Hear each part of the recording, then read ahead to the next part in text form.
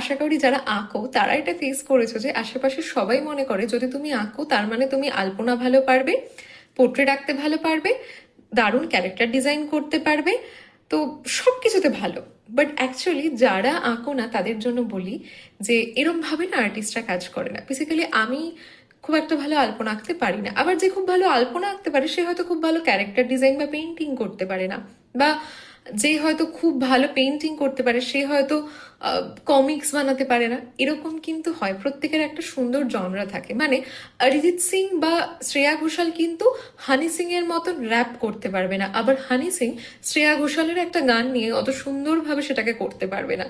তো আঁকারও এরকমই ভাগ রয়েছে। আমি জানি বহু মানুষ মনে করে যে আরে তুমি আঁকো তো, তাহলে একটু আলপনাটা করে দাও, একটু মেহেন্দিটা এঁকে দাও, এই জিনিসটা বলেই থাকে।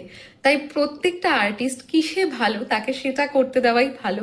সবসময় সেটা জেনে ওঠা পসিবল হয় না, বাট একটু নলেজ লেখাটা দরকার।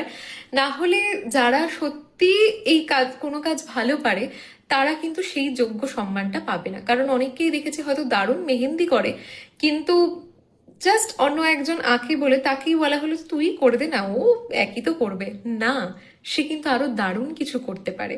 আমরা আশা করি যারা আঁকো তারা